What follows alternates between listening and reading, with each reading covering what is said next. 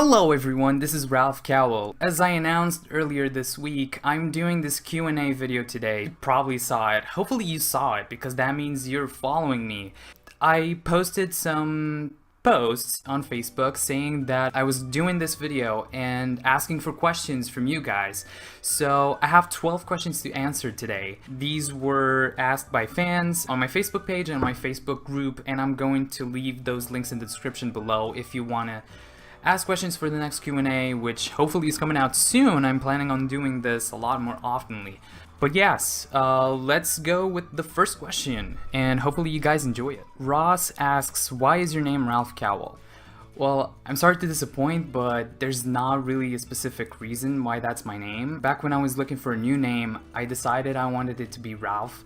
And so I was talking to a few friends about what the second name for it could be, and one of them suggested it could be Ralph Cowell, and I thought it sounded pretty cool and really professional, so I picked it up.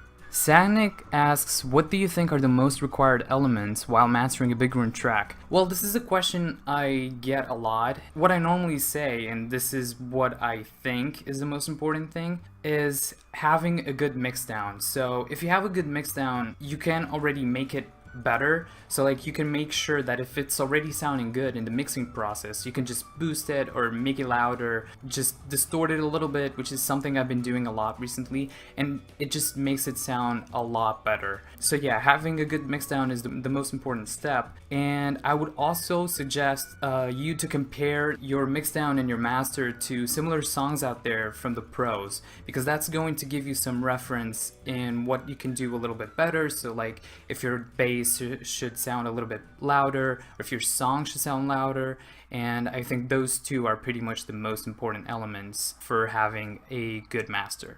Sridhar asks how to get that in-your-face kind of mix. Again, comparing it to other songs helps a lot, but what I think is the most essential if you want to get that really full sound is saturate the sounds, especially the main leads, and especially on the drops. Just proper EQ and sound selection, those are the essential aspects. Alex asks, what do you use in your master channel? Well, normally what I use is a fruity balance because I like to master it already on the original project. So what I do is I have an instance of fruity balance to lower the gain to -6 dB, and then normally I have pre-mastering EQ, and then I have isotope running. I have a span instance which allows me to just check the spectrum and see what I'm actually doing. What I've been doing lately is I've been using a lot of Endless Smile by Data Life. It's the build-up plugin, and a little bit of distortion, just a tiny little bit of distortion in the master channel. Naz asks, how many layers do you add to get a solid complete sound? Normally this depends on which sound we're talking about. If it's a supersaw in the break, it's normally different than a drop lead. But what I find that normally works really well is having 2 to 3 layers, not more than that, because otherwise it's going to be a mess mixing it. Some people like it, I know there are advantages, but it's just me personally, I don't like having too many layers. Normally 2 to 3 is my number because it's easier to mix it, and if you have 3 different enough layers, you can mix them and together they'll sound awesome. Tamaz asks, do you like metal? That's a really good question, but no, I don't like metal. I'm sorry. Emin asks, what's the best sound bag that you're using? Well, right now the best sound bag that I'm using is the Evolution of Sound Mainstage Revolution, as well as the Cell Revolution pack that Zenworld released recently. Those are amazing. They're for Serum, and I've been using those, and I love it because I'm lazy most times and I don't like to process that shit. And those normally don't even need advanced processing, so you can just pretty much use the preset and just apply some kickstart to it, so you sidechain that shit. Pratik asks, how would I know if my sounds are overcompressed? Well, dude, you just need to ask them. Ask them how they feel. They'll tell you.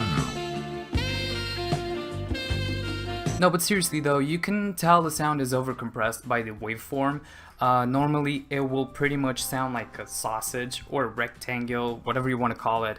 Because like what compression does, it's pretty much setting a limit, and you have the sound with the peaks, and what it does is it makes those peaks go below that level you have. So like if it's overcompressed, it means that your level is here, your input level is here, and you set the compression here. So like there are no sounds below this. So all this is going to double down and it's going to sound like a fucking rectangle. Like, you can listen to it if you have trained ears, but normally if you check the waveform, that's what's going to happen. Like, it's not going to have like all those dynamics that it normally has. Everything is going to just go below that threshold you have. Kubilai asks, bass in mono or stereo? Well, that's an easy question. Obviously mono. I'm not Dyro. I use my bass in mono. No, but like seriously, you want your bass to hit from both sides of the speakers, or for every speaker in the club at the same power level. You don't want like your left side to have like a more powerful bass. That's why it's important that you have your bass in mono, so it sounds exactly the same in every speaker or every headphone thingy you have playing. So like it's more powerful and it sounds balanced throughout different speakers in a club. Tejas asks, how do you go about melodies and song structure? About melodies, I find that it's easier if you start by choosing a key scale, because from that point you already have only 12 keys to work with, and so that's going to make it easier for you from the beginning. After that, it's just like, I guess it's just practice and training, because the more you do it, the easier and more natural it comes to you. So that's my advice on that. About song structure, a tip that I can give you that it's a really powerful one, it helped me a lot. Just load another song in your DAW and just use markers throughout that song to specify which sections it has. So like you'll have intro part 1, intro part 2, then you'll have a break or a build-up one, and then you'll have 2 parts of each drop. Just outline everything like that, and then apply those same sections, those exact same sections to your own song, so it has the same song structure. That's going to allow you to work faster, because you don't have to think, oh, I'm doing this intro right now, what am I going to do after the intro? Should I do a build-up? Should I do a break? So like if you already have that outlined, it's going to be much easier for you to progress through the song and finish it a lot faster. Okay. Shit. If I can... Okay. I have this guide here in front of me and it's going not so great. Okay. Aditya asks, what would you say to a depressing producer who thinks he can make good music and has less plays on Soundcloud but still wants to be a producer? Well, this is a huge question for me. I've had a lot of trouble with this specific topic, and I'm planning to do like more videos about that. But what I can tell you now is I learned that the best thing you can do as an artist or as a creative person is just focus on 1%. Like, just do a tiny little bit every day and focus on getting just that 1% better every single day without pressuring yourself.